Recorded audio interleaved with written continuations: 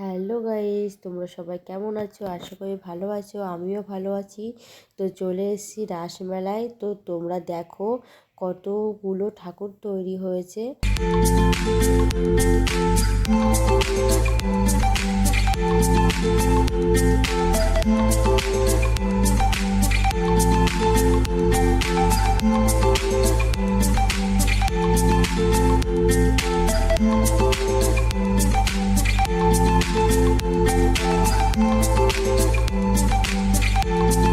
তো আমরা এখান দিয়ে এবার বেরিয়ে যাব।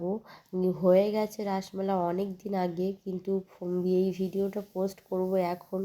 কি করব, এতদিন সময়ই পাচ্ছিলাম না, তার জন্য।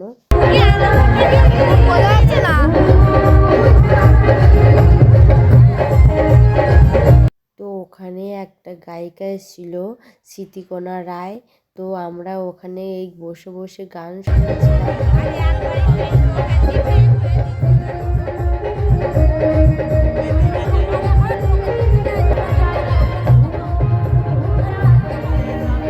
দেখো সবাই বসে বসে গান শুনছিল।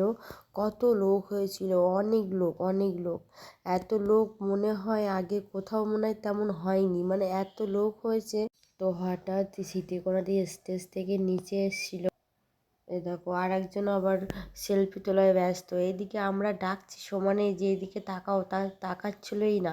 তো এবার স্মৃতিকণাদি সবার ব্ল্যাকমেল করা শুরু করেছে, বলছে কৃষ্ণ কৃষ্ণ আর রাধার নাম যখন দেবে সবার হাত তুলতে হবে, আর যে যে না হাত তুলবে তারা নাকি নরকে বাস করবে। এবার দেখো সবাই হাত তুলবে।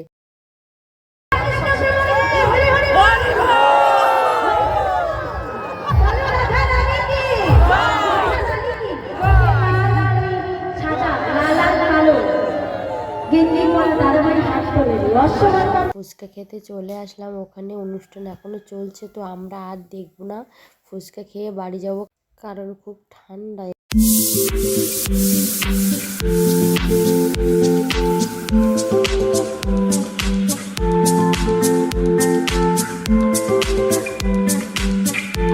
তো খাওয়া আমাদের প্রায় শেষ হয়ে গেছে, এবার বাড়ি যাব। তো কেমন হলো ভিডিওটা একটু লাইক করো, কমেন্ট করো, আর অবশ্যই অবশ্যই ফলো করো। তো আমরা বাড়ি যাওয়ার জন্য বেরিয়ে পড়লাম।